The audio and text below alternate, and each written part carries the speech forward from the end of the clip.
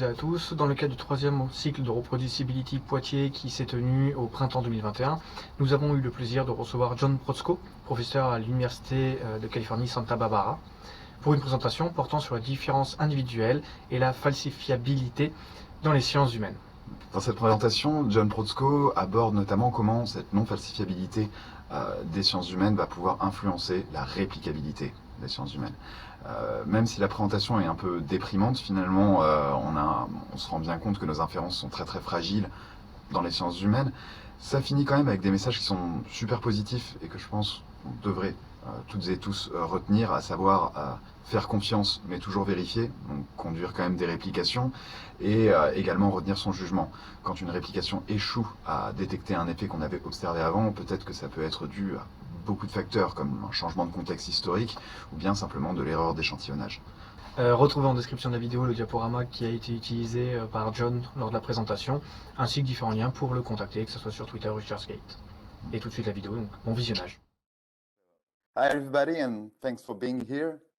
So today we are really pleased to host John Protzko for this talk that will close our reproducibility cycle.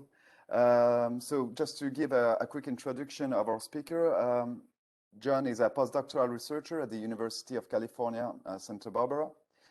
He's particularly interested in the development of intelligence, the fundamental debate about nurture versus culture's heritability of IQ. And quite recently, he also investigated free will belief, but more relevantly for today's talk, I guess, John is particularly involved in meta-science, raising important questions about the relationship between authors' H-index and their ability to replicate studies, or null hacking, or the importance of registration, transparency, and statistical power for achieving high replicability in social science. And and today's talk is going to be about an exciting subject, falsifiability in social sciences, and how individual differences might threaten the process of falsification. So thanks for being here with us, John, and I'll let you start your talk if you Wonderful. want to. Thank you so much for having me. I'm honored. So I love giving talks because it's an opportunity for me to beta test ideas that I've had. And this is one that's been bouncing around my head for a couple of years now. And I'm honored to be able to share the thoughts I've been having about it and see how you all appreciate it.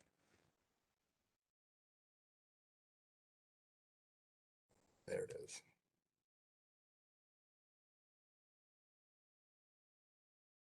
Well, smooth start.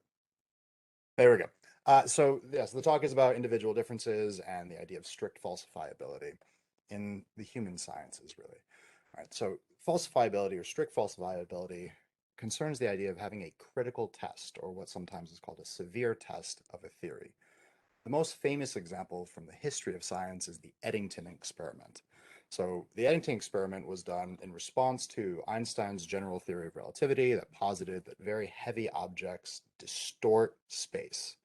And one of the implications of this was if you had a star and the Earth, we see the light, but if a heavy object comes in between the Earth and the actual star, the light from that star will get bent around the heavy object to the Earth, making the star appear like it's in a different location. Now, we always have the sun coming in between us, but unfortunately the sun is much brighter than any other star out there, and so we can't see. But in 1919, about 4 years after this test was proposed, Eddington went down to, I believe it was South Africa, and somebody else went to Argentina because there was going to be a complete solar eclipse. So for that moment, the sun would be in between the Earth and the star, but it would be dark, allowing us to observe a bending of the light from the actual location of the star to appearing somewhere else in the night sky for that time.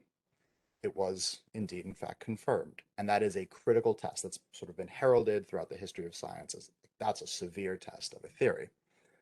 We don't, and what we're going to talk about today is whether we get those types of tests in the human sciences. Falsifiability in general is this idea that came from Karl Popper, where in order for a science to really be a true science, it has to have these sort of critical tests. It has to have a test that we can prove our theories wrong. Right? Now, psychology has really been involved in thinking about falsification for a while. There's been a recent resurgence in interest. And I think the reason for the recent resurgence has been all of the failures to replicate and this replicability crisis, where we're now thinking as a field about breaking down theories as opposed to what we've always been doing, which is everyone gets their own theory, their own effect, the Protzko effect, whatever they might be. But I think there's another reason why psychology has really been interested in falsification, and that's Popper came up with it out as a way to make fun of us as psychologists.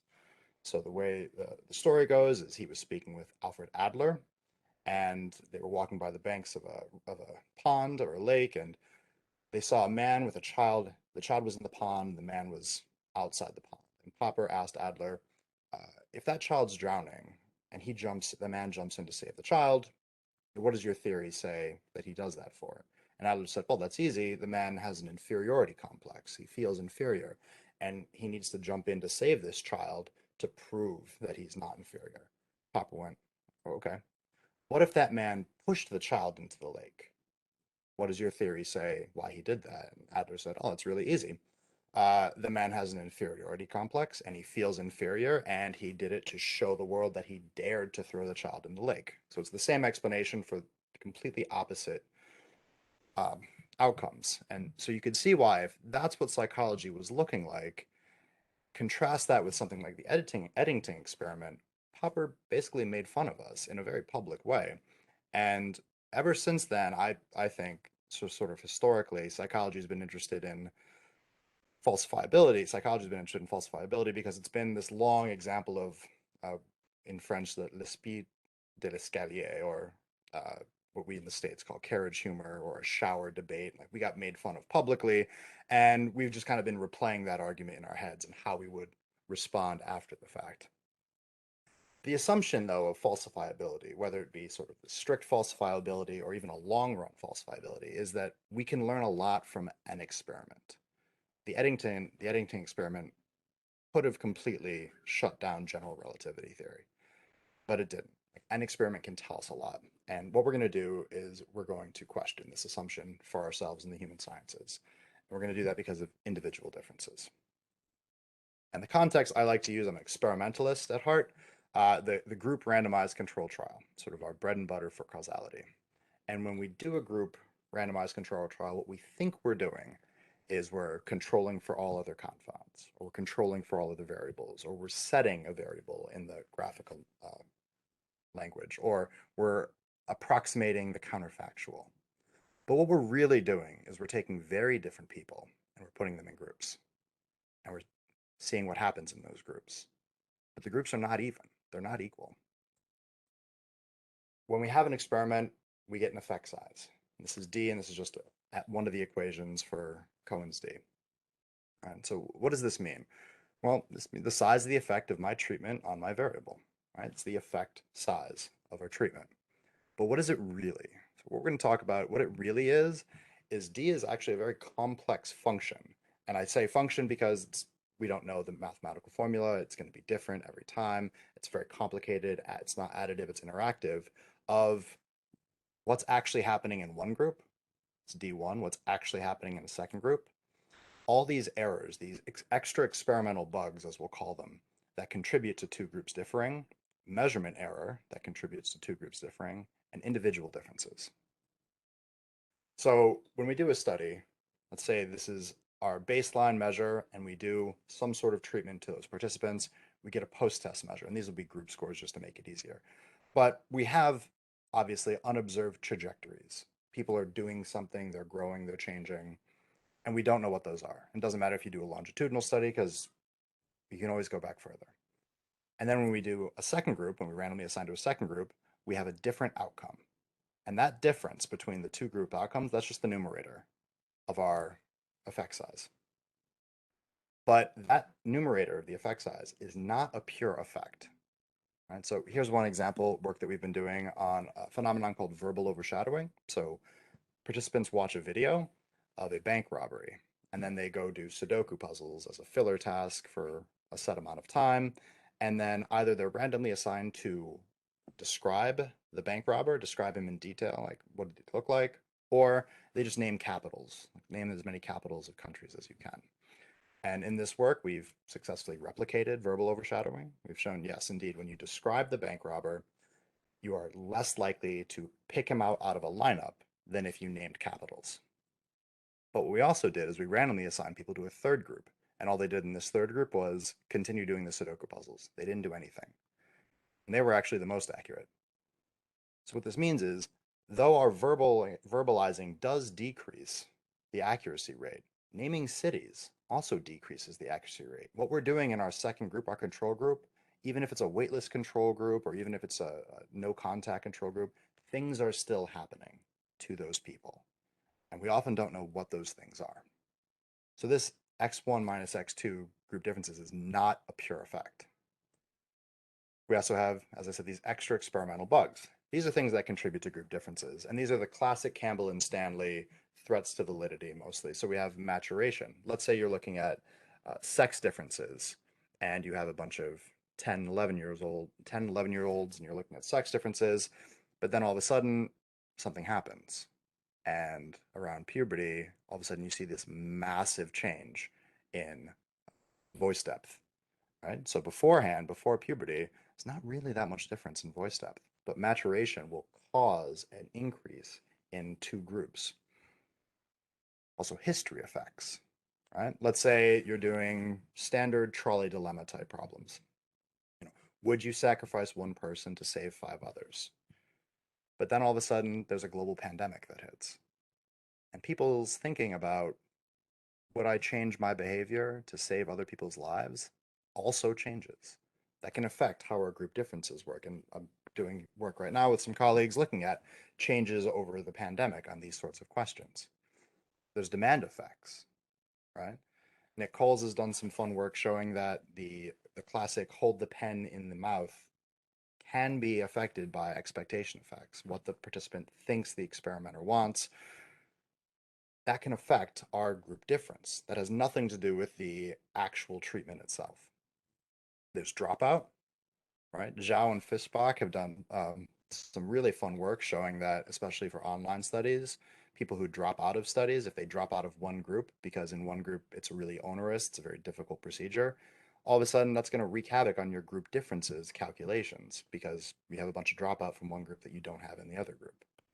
There's context effects, inattention, right? You have 2 treatments to people and people just don't pay attention, or non-compliance, right? You give a bunch of tests to somebody or you give an experimental treatment and they just don't comply with it. These things all deeply affect our between group comparisons that have nothing to do with what the pure phenomenon that we're looking at is. And there's just errors, just genuine errors that come up, right? So the John Bars walking to the elevator priming, right? It matters whether the participant doing the timing thinks they know what group, what condition people are in. Just general errors as well contribute to group differences. We also have measurement error, right? On any variable that we take, we have a score. But that score comes from, ideally, a trait, something causing differences in that score. But there's other things that go into that score. There's motivation, right? Angela Duckworth has some fun work showing that people are responsive to motivation on intelligence tests. You can pay people and they'll work harder on those tests. Motivation is a part of every test, everything that we ever do, right? Motivation matters for how fast I run a 100-meter dash. That doesn't mean it's not a valid measure of running speed, but it's a part of every test, every score that we get. Motivation matters. And if our treatments are also affecting motivation, that's pulling apart the group differences or shrinking the group differences. That has nothing to do with what the phenomenon under investigation actually is. Question wording, how you simply ask questions. There's a whole industry of survey researchers and methodologists who play with questions and the way that you ask them. One work I've been a part of that's quite a lot of fun actually is if I asked you, how many shows on Netflix did you watch in the past month? You would give me an answer. But if I first asked you, did you watch any shows on Netflix last month? Say, yeah. How many shows did you watch? That's just called a filter, an initial filter. And that changes the response. People are more likely when you just ask them through a filter, you say, did you watch any Netflix shows? They'll say, yeah. Okay, how many? And they'll say, 5. Okay, but if you just ask them, how many shows on Netflix did you watch? Last month, I'll say 7. Right? Just the way we ask the questions also changes how the things are measured. And then just general measurement error itself, right? Our measures are not perfect. These things all contribute to group differences. These things also interact with one another. So it's not simple additivity here, right? D1 times D2, these are Sattva violations, for example, right? So preschool effects, if you look at the effects of preschool on school readiness, since the 60s when that research started, the effect size has declined. Well, why has it declined? Well, the most likely possible reason is when people are randomly assigned to either go to preschool or not. In the 60s, the people who didn't go to preschool, they didn't go to preschool. But now, almost everyone goes to preschool. And so if you get randomly assigned to the control group, parents send their kids to a different preschool anyway, or they send their kids to daycare, or they do something else with their kids instead of just leave them at home. Right? Our treatments interact with our extra experimental bugs. Right? So in 2006, Jeffrey Cohen did a study showing that if you had high school students write an affirmation, so they select 3 values that are important to them and they write a little bit about them, it actually shrinks the black-white achievement gap. But he did it in a school that was about 50% Black and Hispanic, 50% white and Asian. And in the United States, that's not a normal school. Schools are much more de facto segregated. You have much more predominantly white schools and many more predominantly Black and Hispanic schools. So a couple years later, I ran a direct replication in a low-income, inner-city, predominantly Black and Hispanic school. There was no effect whatsoever. It was later confirmed by Paul Hanserman and in his group in, I think, Wisconsin, that when you do these sorts of interventions across many schools, it is indeed the schools that are closer to mixed that you actually see effects. But in the schools that are more single ethnicities, you don't really see the effects. So our contexts interact with the treatments themselves. But all these problems that I've talked about, these are not unique to the human sciences. Any experimental science has differences between groups. Any experimental science has extra experimental bugs that happen, right? Errors that can crop up. The Mars Climate Orbiter, right, very famously crashed because NASA was using the metric system and the engineering company that built it was using the English or the imperial system. Or the debacle that's been happening with genes, and people use Excel files to store gene names to do genome studies, and Excel changes some gene names to dates. And this can affect up to as many as 20% of all gene studies have been affected by these sort of errors. And measurement error occurs as well. I don't know if people remember, but about 10 years ago or so, it came out that an Italian lab working with CERN had identified neutrinos traveling faster than the speed of light. Not long after that, they actually had to retract the paper, and the dominant explanation is there was measurement error. These problems that we have are not unique to the human sciences. They occur in all sciences. But we have something that they don't. We have individual differences. And what I call the 0th law of individual differences. I only call it the 0th law because there is a first law of individual differences, and the first law does not require, or requires individual differences, but I would say the 0th law is for all human traits, behaviors, mental states, abilities, characteristics, people differ. There is no mental state or trait or behavior that humans are the same on all around the world. And the problem is these individual differences, they show up in our science all the time. So here's an experiment where we wanted to replicate the effects of making people angry. So we randomly assigned people to one of 2 groups. One group wrote about imagining their breakfast, and another group wrote about imagining being bumped into by somebody at the shopping mart who calls them a name and runs off. And we really wanted people to imagine this, and then we asked how angry you are. And we saw this huge effect. The effect size there is 1.3, just a monstrous effect on anger. But as you can see, when you look at the actual data, there's massive individual differences all over the place. Not everybody was angry. There was people who were asked to write about their breakfast that were really angry that we had them do that. And the problem with individual differences is that it interacts. It interacts with all of these things that we're talking about. So individual differences interacting with our treatment effects, right? That's treatment heterogeneity, or not everyone reacting the same way to the same treatment. It's just a constant in everything that we do. So this is not what a 2-point change looks like. If we do a study and we see a 2-point significant change, our go-to interpretation is this is probably what it looks like. This is actual data of what a 2-point change looks like. It's complete treatment heterogeneity. Not everybody is reacting the same. And in some cases, you can have a 2-point change where no single person actually changed 2 points. It's just the problem of using group scores, really. So our treatments are not constant across people. These individual differences interact with our extra experimental bugs, right? As we mature, as we get older, our working memory declines, but doesn't decline the same for everybody.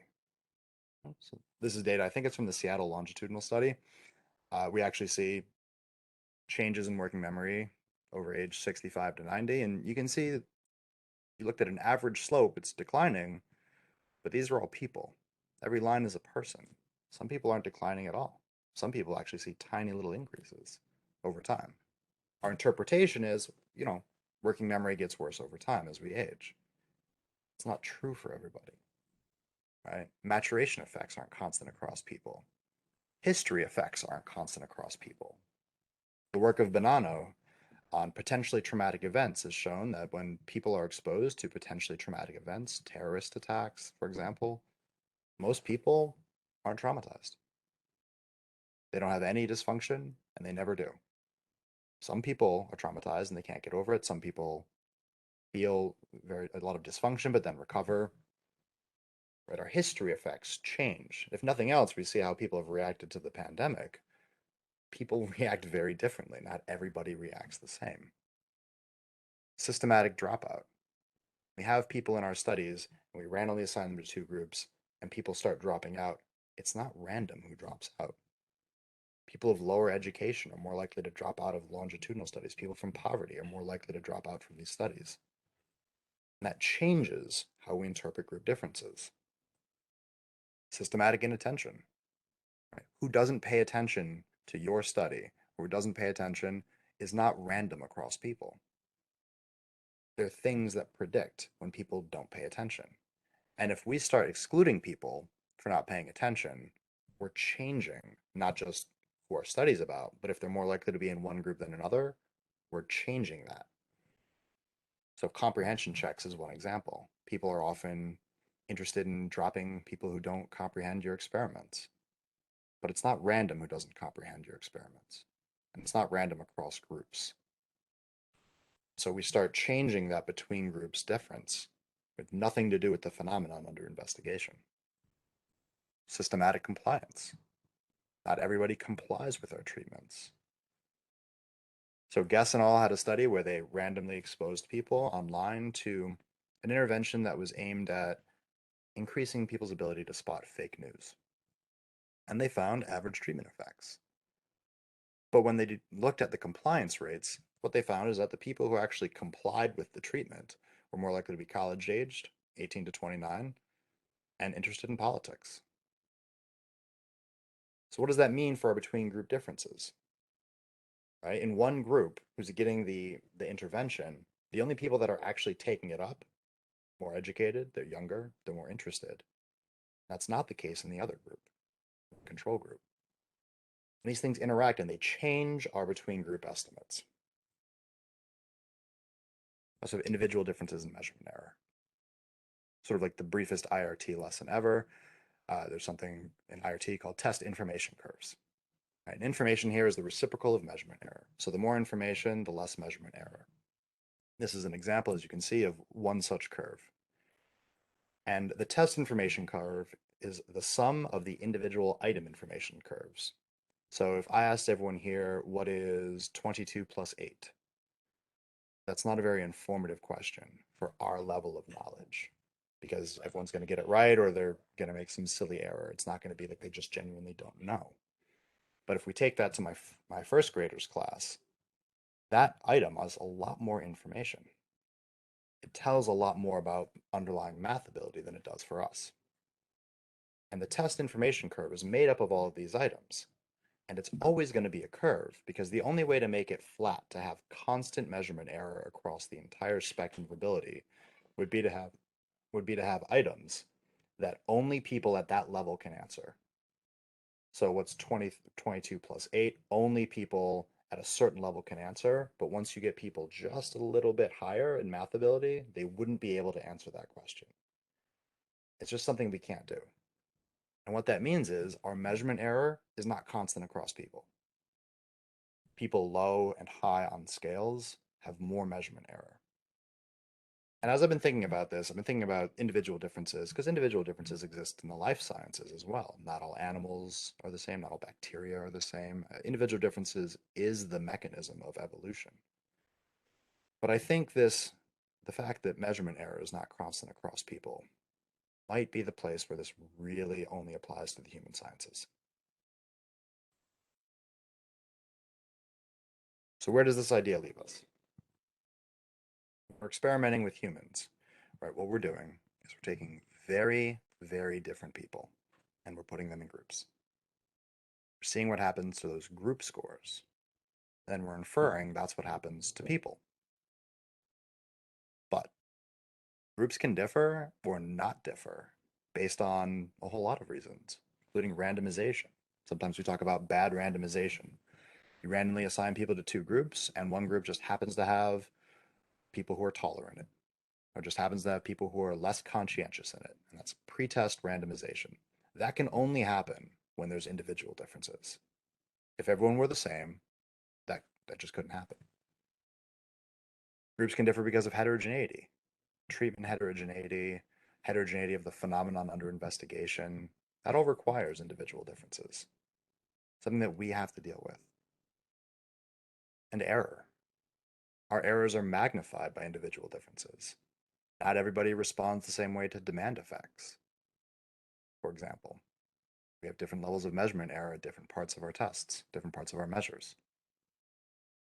And then there's just sampling error. Sampling error can occur when we're looking at experiments as well. So give 3 quick examples. One is a phenomenon we were investigating called moral contamination, or just when bad people do good things. And so we randomly assigned people to one of 2 groups, either a control group where they just learned about somebody and we gave them no background information on them, or an experimental group where we basically told them, like, this is the worst person ever. It's just a truly horrendous, horrible, horrible person. And then both groups read about this guy walking by a burning building, seeing a kitten stuck in the window, running into the burning building to save the kitten. And we asked, how morally good was it for him to do that, to actually go and run into that building? And we found an effect, decently large effect, 0.32, statistically significant. And then we ran it again. We didn't change a single thing. We used the exact same link, just a new group of participants. We got absolutely no difference.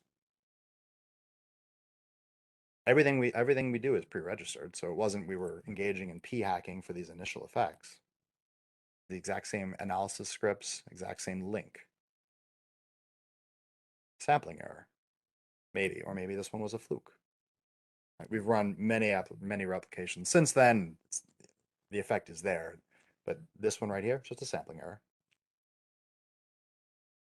Or another study we were involved in, where ourselves in 3 different labs created new effects, discovered new findings, and then submitted them, ran them once themselves, and submitted them to the other 3 labs, and everybody replicated the work.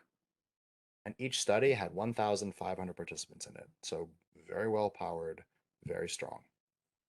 And one study we did is the phenomenon of asking people, or the method, I guess, of asking people to respond quickly. It's one we use in psychology a lot. We just tell people, answer as quickly as possible without thinking. And the dominant interpretation is this grants us some secret knowledge into the mind. We thought maybe people are just lying.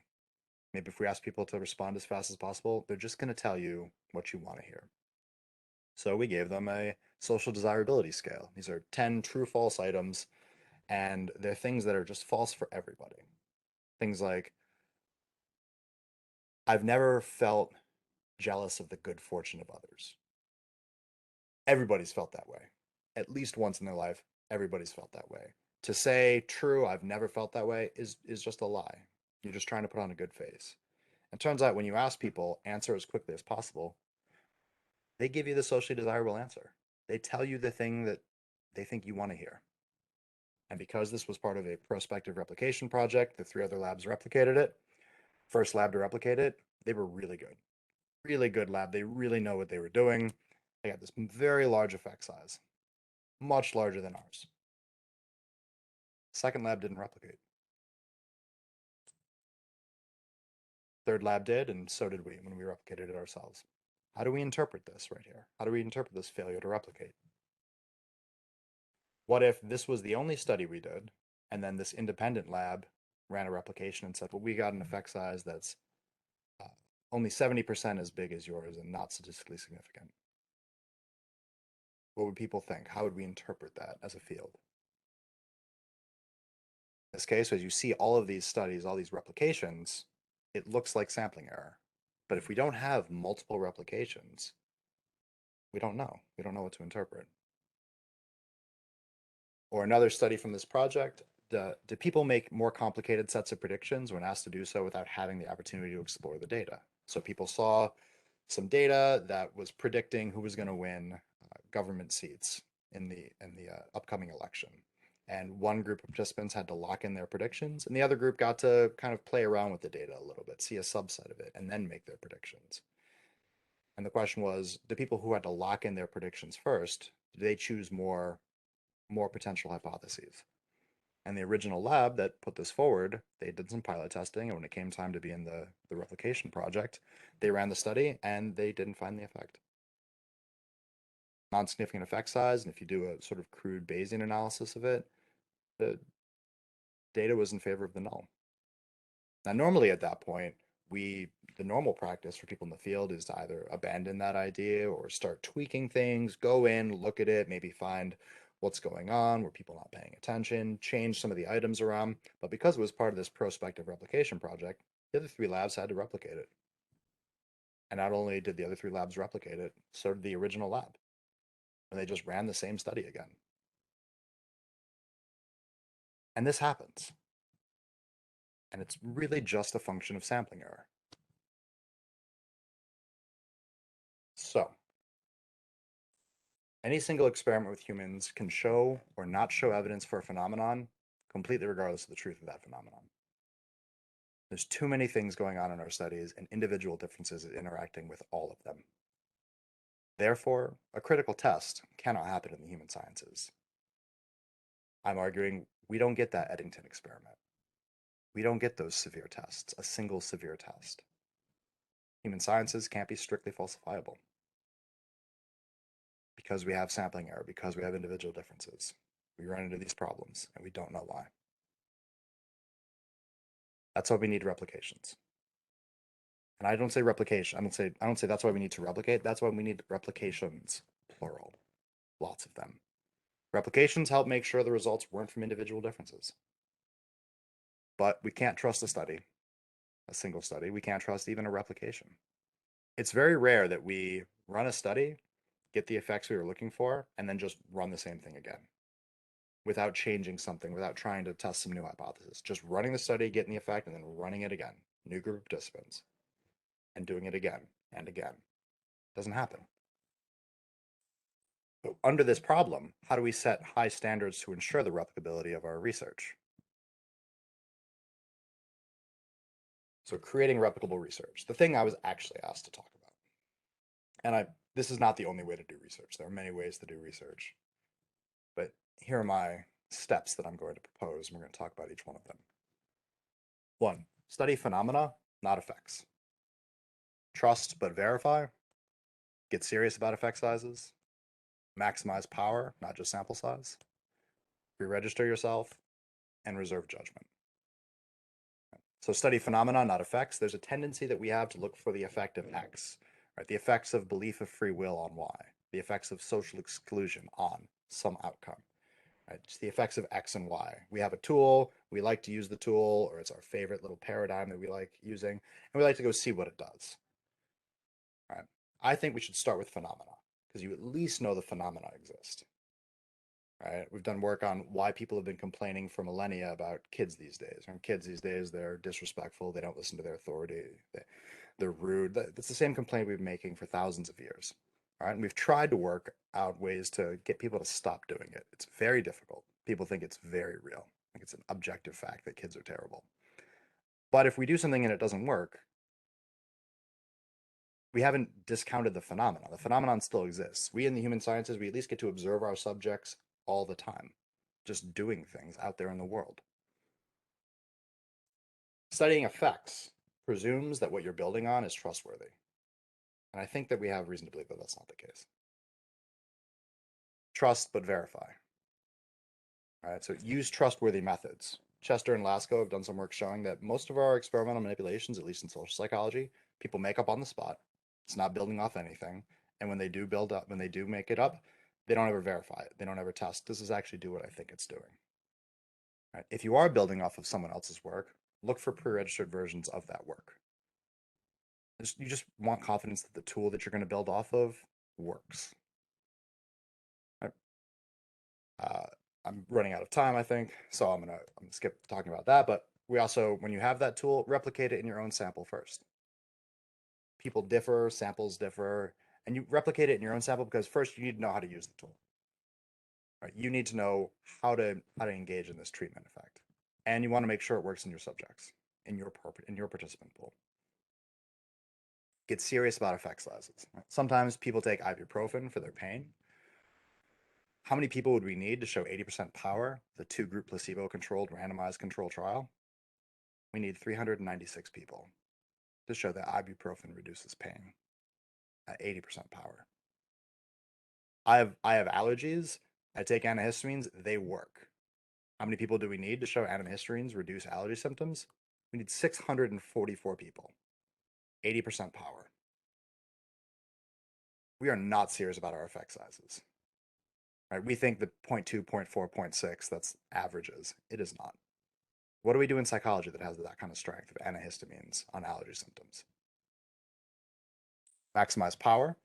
Right? Power is our key to lowering the probability of individual differences messing with our studies. It's not just sample size. Sample size is very important, but it's not just sample size. There are design-based influences, right? Instead of using covariate adjustment, you can randomize people within a pretest measure. So people who score a certain level get randomly assigned to the two groups for each of the levels. Athlete Imbens have done some great work on this type of stuff. Sample choice, right? The more individual differences you have in your sample, the smaller your effect sizes are going to be. Remove extraneous variance.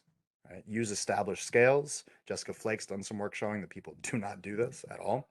I like finding the highest quality versions of all the scales, looking for IRT versions, rash versions, at least work showing that people have looked into sort of the properties of these scales. Mitigate these sort of extra experimental bugs, right? Figure out ways to mitigate dropout, prevent non-compliance, increase attention, make sure people are taking up your treatment, and using manipulation checks and stronger manipulations. Pre-register yourself. You're the easiest person to fool. Right? Pre-register at minimum how you're coding your variables and a confirmatory model at minimum. Right? Once we start getting into things like mediation, moderation, attention checks, outliers, we craft stories. We are storytellers, and we're motivated. We're only doing the studies because we're motivated to find the answer, and we often know an answer we want. If we find that our treatment effect didn't work, but it's actually different based on sex, we mean, that makes sense, and we start telling stories about why it is. And I would say don't pre-register 10 different iterations, 10 different models. Be courageous. Pick a confirmatory model. If your confirmatory model is mediation based, do that. If it's not, don't. Be brave. And reserve judgment. All right, there are many reasons something does replicate, and there's many reasons something doesn't replicate. Our go-to tends to be like, well, it didn't exist. Somebody fails to replicate a study, we're like, well, that one's gone. But there's lots of other reasons, right? Historical changes. If you're doing work on trying to look at the effects of priming stereotypes, those stereotypes need to be constant. This is work from Pew Research, sort of nationally representative research showing that in the 40s and 50s, people thought women were less intelligent than men. Now, people think women are more intelligent than men. If you have a treatment that requires the stereotype that women are less intelligent and you replicate it now, it's not going to work because that stereotype doesn't exist. And we might falsely conclude, well, that previous study from the 40s and 50s, that was bunk. It was just p-hacked. We all know p-hacking happened. Your sample can be different, right? This is, again, the equation for effect size. This part right here, the denominator, that's all individual differences. That's all that is. How much variance is there within your groups? Individual differences. And the more individual differences in your sample, the smaller your effect size is going to be, right? David Yeager, John Krosnick have done some work studying classic JDM effects, things like framing effects, where you have these large effect sizes. And when you replicate them in nationally representative samples, you get effect sizes about half the size as the studies done in Princeton or at Harvard. And when you sort of recreate samples of college students, education, age-based, you see larger effect sizes because those groups are more homogeneous. You shrink the individual differences, and you're going to see larger effect sizes without even touching the numerator. Format matters. I mentioned we were doing this work on a verbal overshadowing, describing somebody's face before picking them out of a lineup, and we were getting effect sizes that were much smaller than we were expecting. We couldn't figure it out. This was all online research. It was done during 2020. And at one point we looked, and it turns out that when doing online research, what you use matters. So we were getting the effect when people were using a desktop. We were seeing the same pattern of effects when people were using a smartphone, but there was much more error. People were seeing a lineup, but they were seeing it on a very tiny screen and trying to pick it out that way. And that changed the effect. And when they did it on a tablet, the effect almost reversed. And this is happening now. People are using smartphones more and more to take our online studies. That format changes our effects, has nothing to do with the actual phenomena under investigation. And sampling error. Things can show up or not show up simply due to sampling error. So I'm ending this talk first talking about what not to take away, because people like to hear what they want to hear. I am not saying replications are useless. I am not saying the old literature can't be doubted. I'm not saying psychology can't be shown to be wrong. And I'm not saying all research designs are equally good. None of that is the case. What I want the takeaway to be is really individual differences mean a study can't tell you what to believe. That's what we want. We want the studies to tell us what to believe. Just can't do it. Studies can succeed or fail regardless of the truth of the underlying phenomenon. The path forward: eliminate every source of extraneous influence. Maximize the strength of your interventions, minimize the error. Verify, replicate yourself. You have an effect you found or that you want to build off of, replicate it first. You replicated it, replicate it again. It failed to replicate, try it again. Just keep replicating your work. We have to do this. Our theories, our decisions, our beliefs, they're qualitative at the end of the day, what we believe. No metric can tell us what to believe. No statistic, no number of badges will guarantee us that something is true and that it will replicate. And even if it could, not all of us are going to believe it anyway. So I leave with this quote: it's possible to commit no mistakes and still lose. That is not weakness. That is the human sciences. Thank you very much.